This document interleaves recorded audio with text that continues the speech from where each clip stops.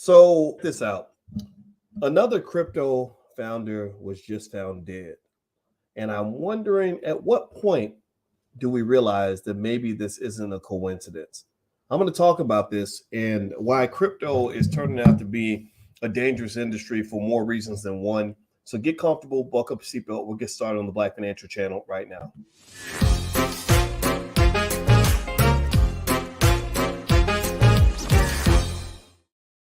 Hey, what's going on, guys? Welcome to the Black Financial Channel. This is theblackfinancialchannel.com. My name is Dr. Boyce Watkins. I'm your friendly neighborhood finance professor. On the Black Financial Channel, we talk about Black wealth and Black economics every single day, sometimes as much as 10 times a day under one condition. The condition is that we are Black first. Black first means we put our community at the top of our priority list.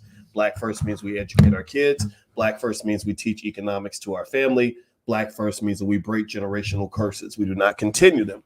If you agree with this philosophy, put a B1 in the chat. Put a B1. Also, shout out the city you're from. And I want to say hi to Yashika. I see Yvonne in here. I see Dion Rice out of Augusta, Georgia. I am actually in Georgia. I'm speaking at the Sales Accelerator, hosted by a coach. I believe her name is Kimberly Fowler. Let me see if I get this right. Yep, Kimberly Fowler. And if you go to my Twitter is Dr. Boyce Watkins 1. I actually have an image from the Sales Accelerator up there. And so shout out to Coach Fowler in her event. I think selling is actually one of the most important skills that a person can have. And the smartest of us are the ones who are actually learning how to sell. I think that's a really important thing for you to know how to do for your business. A little business tip. All right. So give me a yes or no. Yes or no. How many of you, Too Rich from Williamsburg, Virginia, and Ayana from Denver, how many of you have heard about these crypto billionaires being found dead, being caught sleeping with the fishes? Has anybody seen that? Give me a yes or no in the chat if you've been sort of following some of this. Some of these stories are really interesting, and none of this surprises me. None of this surprises me at all.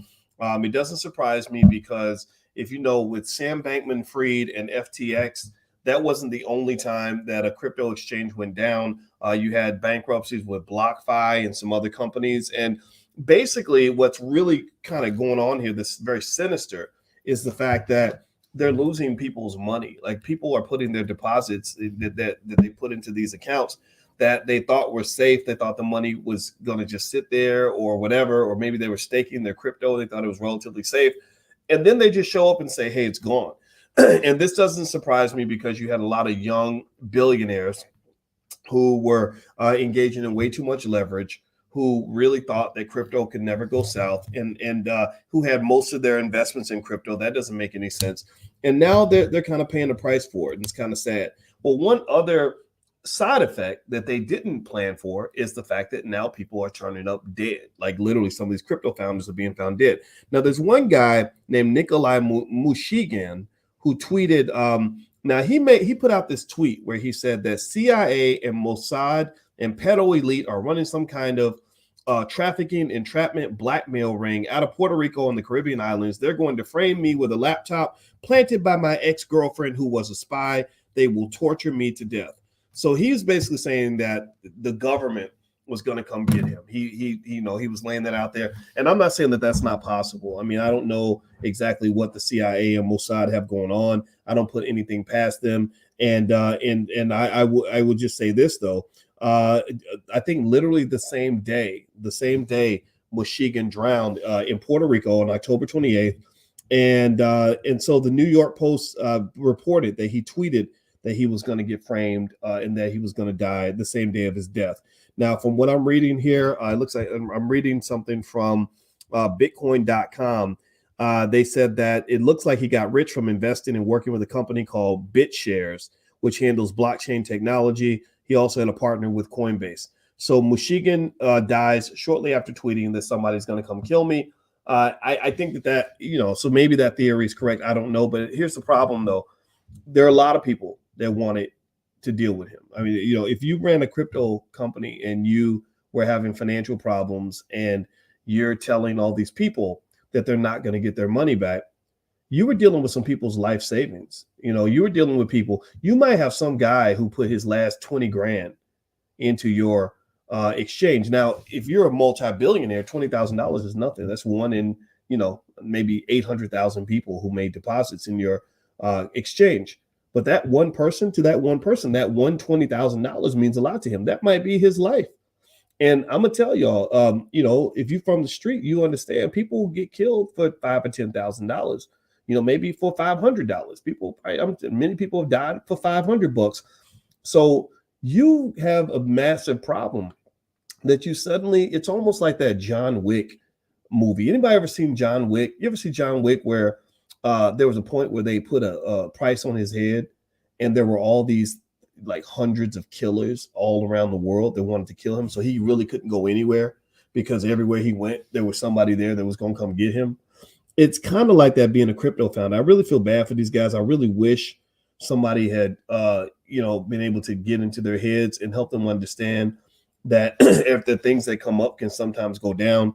I don't understand the mentality of a person that's worth $1 billion that puts 90% of their wealth in crypto. Your wealth should be spread out in real estate. It should be spread out with stocks. It should be spread out with all kinds of other investments. It shouldn't all be locked up in Bitcoin and Ethereum and some of these crap coins that are out there, these zombie coins. A lot of y'all don't know this, but there were 12,100, literally 12,100 crypto projects that literally were technically defined as zombie coins. 12,100 projects that took people's money and never gave it back because the coin was absolutely worthless. Did y'all know that? So you're playing with people's lives. You're playing with people's livelihoods. You're playing with people's money. Of course, somebody's going to come get that ass. Now, Nikolai Mushegian. Actually, before I move on, do me a favor. Hit the thumbs up button. Thumbs up, share, subscribe. And I want to remind everybody that if you want to teach wealth to your kids in the Black Business School, we actually created some culturally relevant financial flashcards that you can take a look at. These are designed, by experts in the community.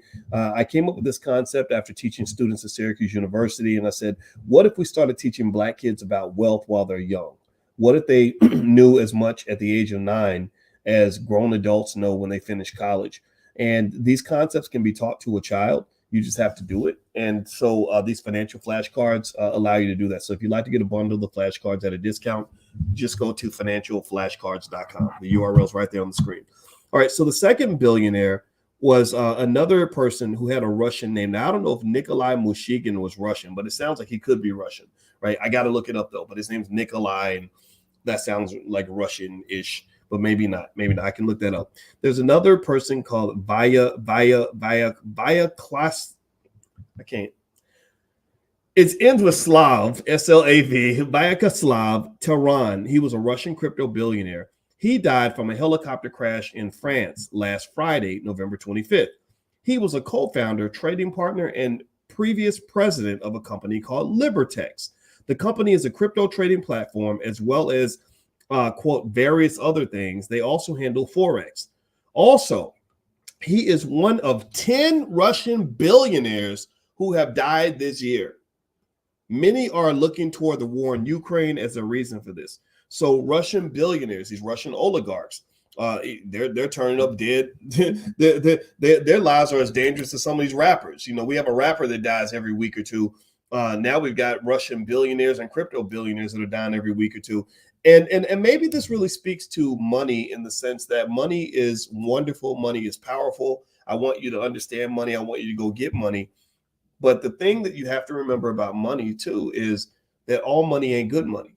All money ain't good money. And so if you have a mindset that leads you to believe that it's money over everything and dollar bill, y'all, and all this other stuff, that stuff can put you in a situation where you wish that money had never come into your life. So, or like Diddy used to say, more money, more problems.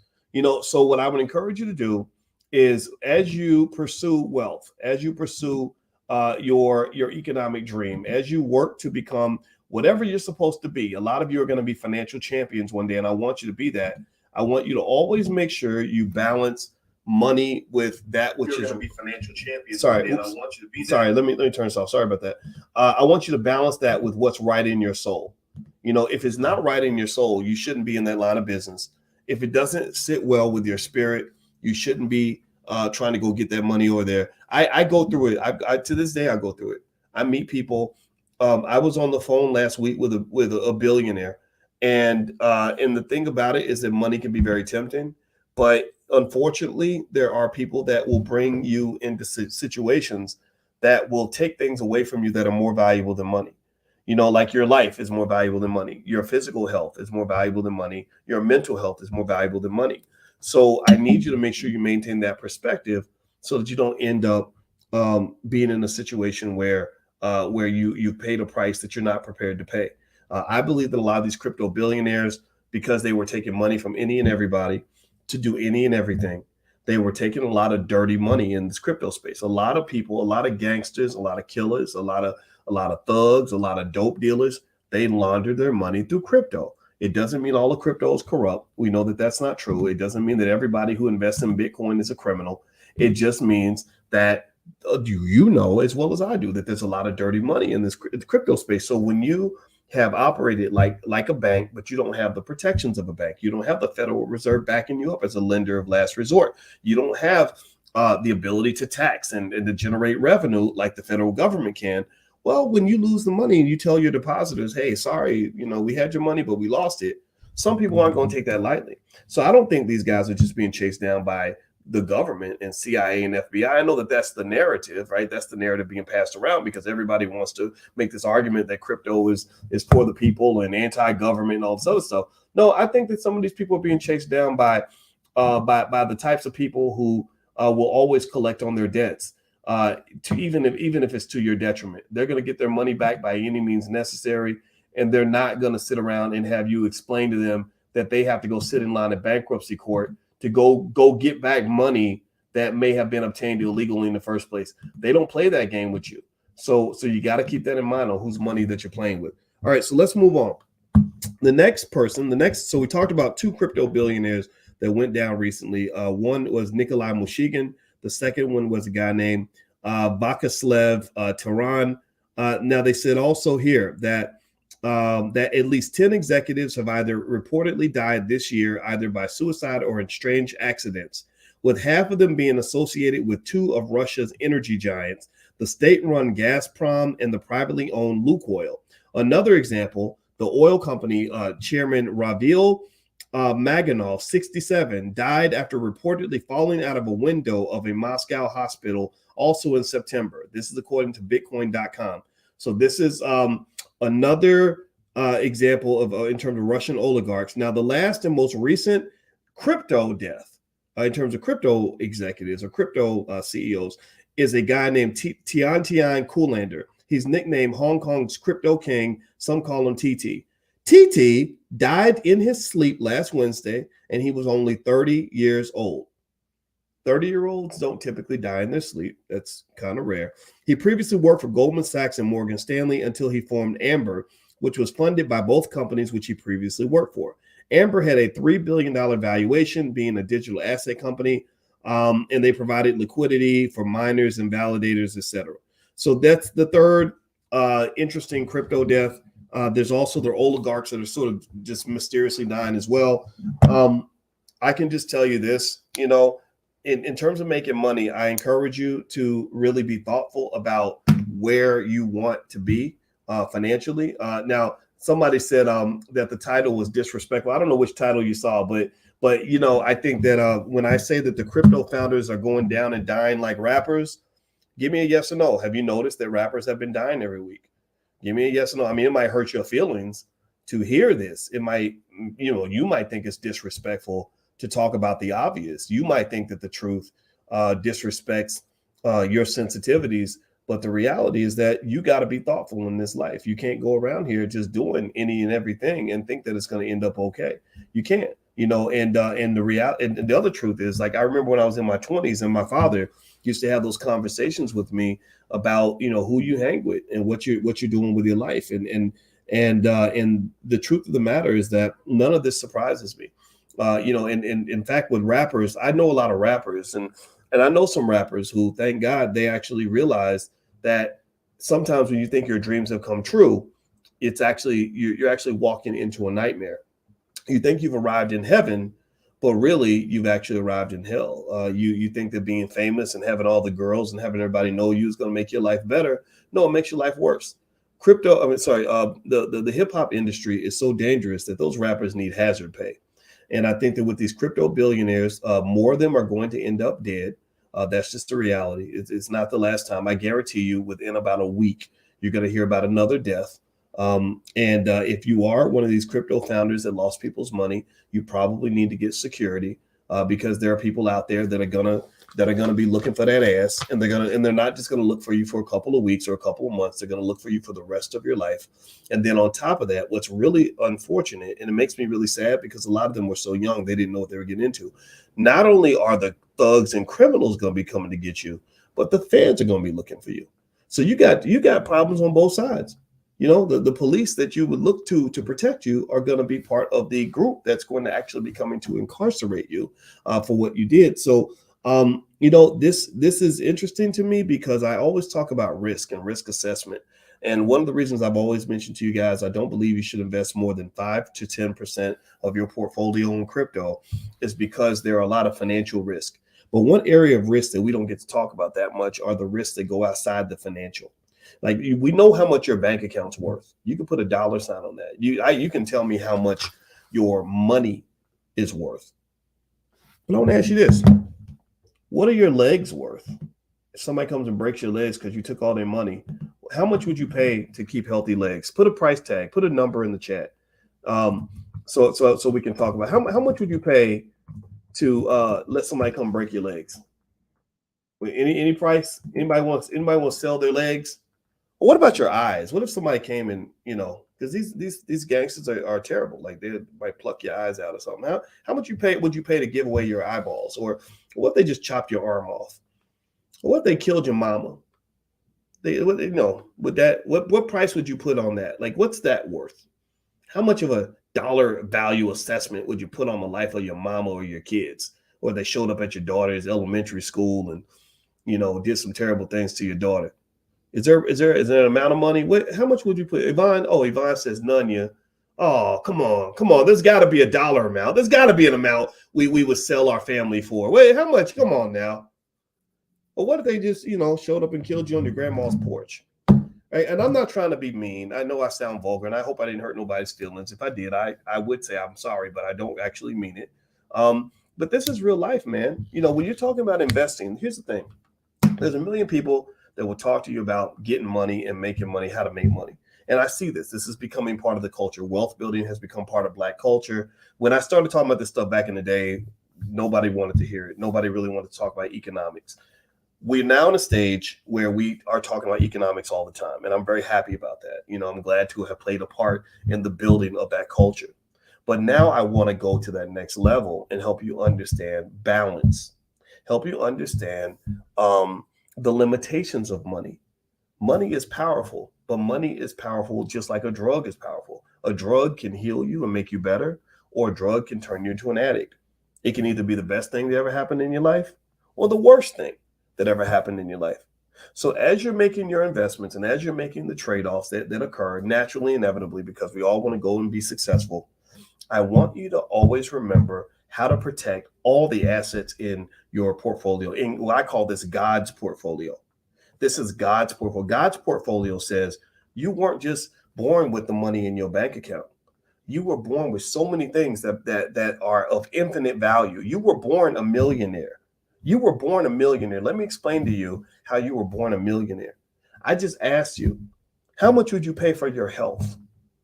And a lot of y'all, none of y'all gave me a price. I was looking, I was like, how much would somebody pay me if I just, you know, if I said, how much, I'll give you a certain amount of money for your arms or your eyeballs or your legs. Nobody put a price in there, or you were born with some things that are more valuable than money.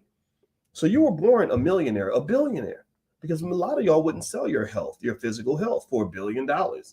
So that means that your health is worth more than $1 billion. So you were born wealthy.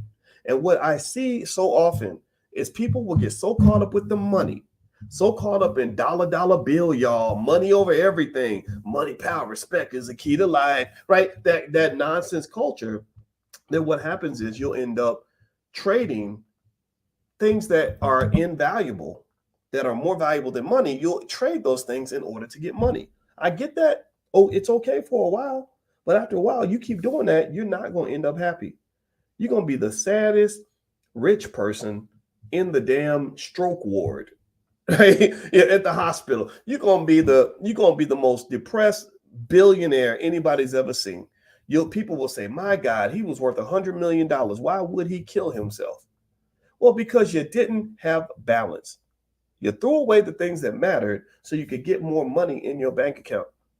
You have your health, you have your relationships, you have all these other things in your life that are so much more valuable than money, and you got to make sure you protect those things. Because go talk to like an old, sick, lonely, divorced millionaire, right? And I don't want you to ask him about his life, and I want you to dissect that, reverse engineer it, and I want you to look at how he probably traded 100,000 hours of his life to go make money.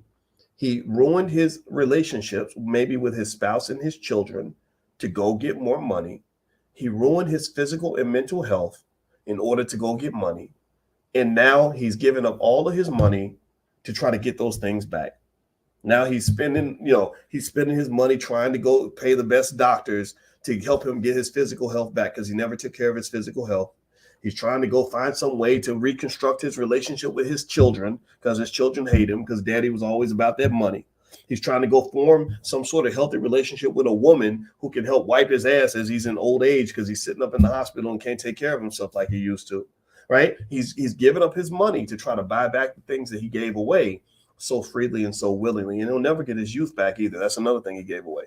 So don't give up the most valuable things in your life in order to get money. When I see these crypto billionaires getting killed, I don't think that any of these were accidents. I think that more of these fake accidents are going to occur in the next several weeks. I think it's going to be happening for a very long time. And I really think that this is a great learning point about not just money, but how money should fit within the context of what you want out of life. So when I talk to my kids about what I want them to be when they grow up, I never say, I want you to be rich. I don't give a damn about that. I say, look, I want you to be happy. I want you to be happy.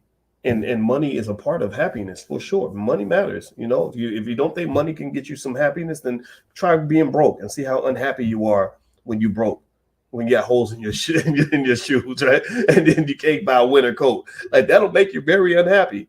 So money is a part of happiness, but money is not the definer of happiness. It's not the definer of peace. So that's it, guys. That's all I want to share with y'all. I hope that this helps somebody. I just thought I would give my 2 cents. I hope it's okay that I went into Uncle Boyce mode, and I like giving advice. You know, I know sometimes it may not be a fit for you, and I get that. You're welcome to ignore it, but really, I just wanted to say it because I don't think anybody's saying this. You know, everybody, especially on financial channels, all they'll talk about is, well, this is how you can start a business doing this, and this is how you can make money doing that, and this is how you can be a flashy Negro and wear fancy clothes and drive a fancy car and have the pretty girls and all that. Man, do you understand? Take it from a guy who's seen all of that. I have been next to people that have had so much money. I have been around celebrities.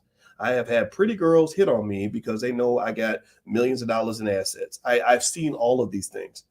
And I'm going to tell you, none of that stuff is really going to fulfill you. You got to find that peace inside. The money simply opens the door for you to be able to do that. And I'm going to tell you, at the end of the day, go ask Deion Sanders.